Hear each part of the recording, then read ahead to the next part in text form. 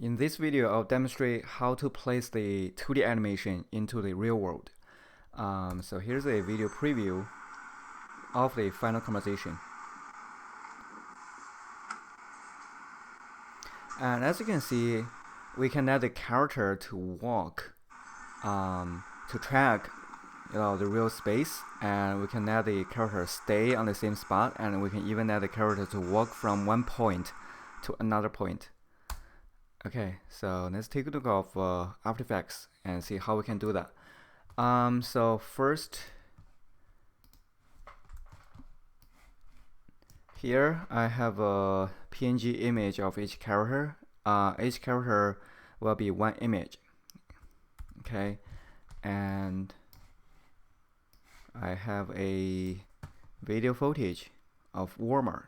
So I went to shopping another day and I filmed this footage. And I'll import all of them here in After Effects. Okay, and then here, alright, so here for the character image, I use the puppet pin and created the animation that I demonstrated the technique in the previous lessons. Okay, so here in this conversation, I created this simple running animation. And then I place this conversation into another conversation. So in the second conversation, I move the whole thing up and down, to net her to actually running. All right, and then let's go to the videos. So here's the video footage I filmed. So I'll just drag it and drop it onto create a new conversation. Here is it. All right. And the first step you will do is make sure you select the layer and don't move it. If you moved it and when you apply the tracking, it will not work. So just create a new conversation and then select the layer and go to top menu animation and track camera. Just apply it and then you'll see this window. Alright, so it'll take a few like 20 seconds or 1 minute or 2 minutes to analyze. It depends on how long your video is and how complex the subject is. So here you can see that it's analyzing, so it will take about 1 minute. Alright, so since I already did the analyzing, so I'll just cancel it. Alright, so I'll just go directly to here. So once it is done, you'll see this. You'll have these colorful points on your video. So this is called tracking points. Okay, and then you can select a few of them and you can create a tracking position. So here I'll get my time back to 0. So anytime if you accidentally clicked somewhere else and you lost the tracking points, don't worry, so just go to its effect and then select the 3D camera tracker. Since this is the effect we have applied, the tracking points is an effect, so if you select the effects, you'll get back the tracking points. And then see here, let's create the first tracking position. So we'll grab these 3 points. Okay, so as you know, a triangle is a stable structure, right? So if you only select 2 points, you'll only be able to create a line, and that line can belong to any plane. However, if you select 3 points, it'll be one plane, and then you know the direction. So for example, this plane is aiming to the y-axis, right? So you have to select at least 3 points to create a stable no object, a stable tracking position. So here I select 3, and then I just right click on it, and then since this is the first tracking points I selected, so I'll right click and create a null and a camera. Alright, so that camera will be our tracking camera. Here is it. Alright, and will not touch this camera. So here I'll select this camera and I'll lock it. Okay, and then this is the first tracking point. Alright, so now let's place our first character to here. So here I will find, let's see, maybe just this character. I'll drag the first character to here. And then once you bring your your character here, see inside of the composition I already animate him. So first step you'll do is make sure you select the layer and go to the anchor point tool, and then move its anchor point to its foot. By default it's in the center of the footage. Okay, so move it onto its foot, and then check on this button, the 3D layer button. If you don't see it, make sure you check on switches. Okay, so right click here, check on switches, you'll be able to see it. So check on 3D, so this will enable 3D layer, and now our object is in the 3D space. Alright, and then we can select both our character and the track node object and hit PK, P for position. And as you can see, for the node object, it is a 3D object, right? And it has 3 different axes because we have analyzed this video and we have created all of those tracking points, and those tracking points is simulating the 3D space inside of this video, and then it has 3 axes, right? So what I'll have to do is, well, select its position channel and hit Command C for copy. If you're on Windows, you'll hit Control C instead. Alright, and then go to the character layer and select its position, and then hit Command V for paste. On Windows, you'll use Control V for paste. And then once you've done that, you can see that your character immediately moved to the position you selected, right? And if you hit play, space key for play, and then you'll see the character will stay on this spot, right? And you're still able to change the scale. If you think the character should be smaller or bigger, you can change the scale, or you can go to its rotation channel and rotate each axis you want, right? So if let's say if this should be a drawing on the floor, and then you can just rotate on the axis, and then you can place it on the floor, right? However, this is a character, I want it to stand here, so I'll not change anything here. So that's how you place a character on the floor. To add a second character, what you'll do is, see, go to the video and select the 3D camera tracker, and then you can go to a different time. For example, I'll go to the center for about 6 seconds, and make sure you switch back to selection tool, and then here, let's see, if I zoom in, I can see the details. I would like to place a character around this area, so I can select the 3 points on the wheel. Okay, and I can right click and create a node. So this time you can see I'm not be able to create a node and a camera because we already did it one time, right? The whole scene only need 1 track camera. So we'll just right click and create a node object. So this will be our second node object, and this time I'll use maybe this character, and then I can bring it here. Okay, and remember what we should do. First step, use the anchor point tool and place the anchor point on the bottom, on the foot of the character, and then check on 3D layer, and then as you can see I check on 3D layer and it disappeared.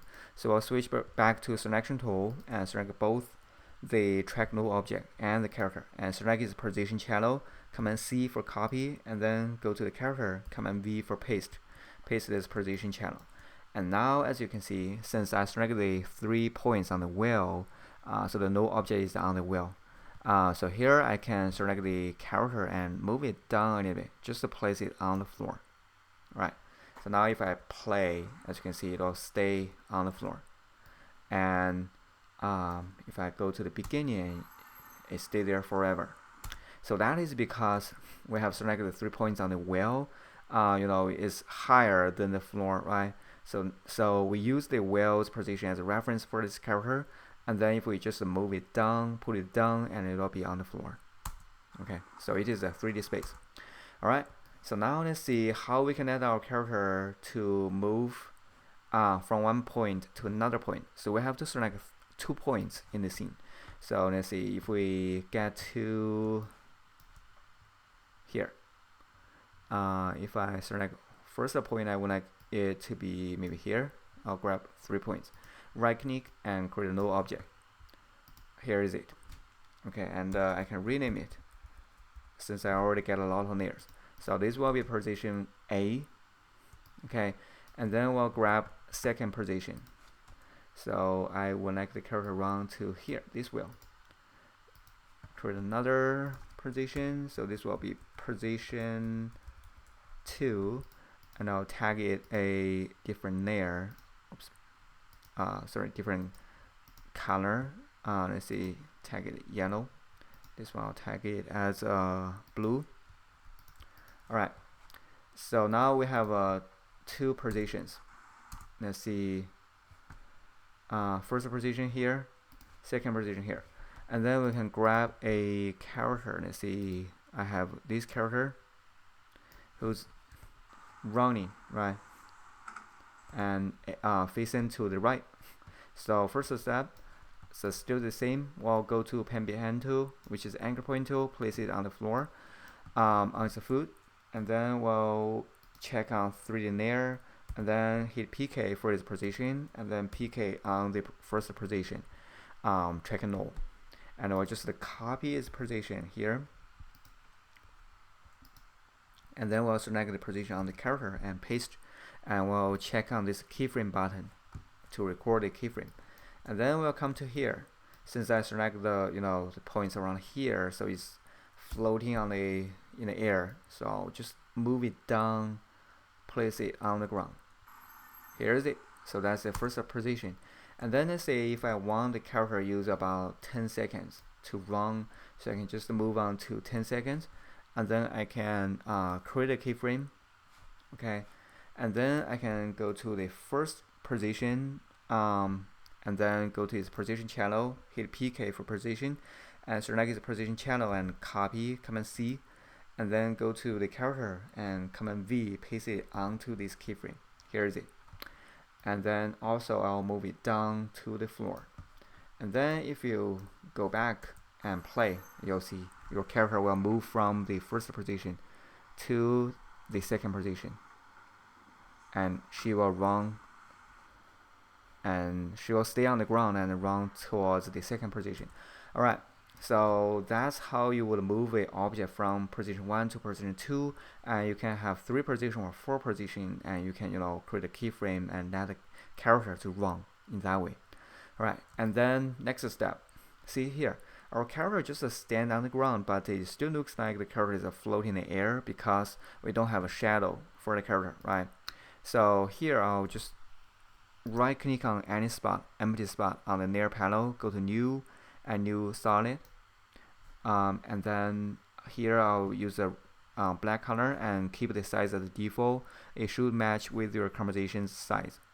And here I'll say shadow. Alright, and then click on OK. So here is it. And then I will go to the tool menu. By default, this tool should be a rectangular tool, and we'll switch to an ellipse tool, and then we'll use it as a mask.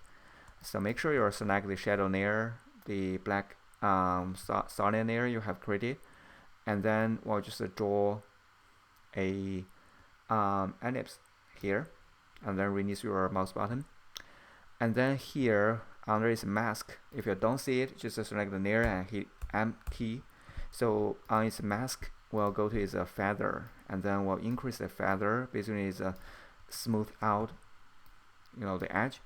And then we'll select the layer, hit TK for position, for opacity or transparency, and we'll change its opacity to 40, so it's half transparent. Okay, and then maybe I think about 50 is better. And then I'll just hide this layer and make a duplication, since we need 3 shadows, right? So I'll make a duplication, and first I'll move it down, and I'll move it down to the first character, which is this one. Okay, so I'll place it here, and you can select this layer. As you can see, the anchor point is already in the center, so that's fine. If it is not in the center, and you can just move the anchor point, and then we can check on 3D layer and hit PK for position, and then select the character. Okay, since we copied its position from the track low, and then we move its position, so now we'll just use the character's position, and then Command C, select the character's position, Command C, copy, go to the shadow, Command V, paste, And then we'll select the shadow and hit R key for rotation and go to its X rotation and rotate it, and we'll want it to stick on the floor. So here I'll just put minus 75, so it should be on the floor. And then select the layer and hit S key for scale and scale it down. And then we can also select this layer and right click and go to blending mode and apply multiply. Okay, so if you use Photoshop a lot, you understand what blending mode is.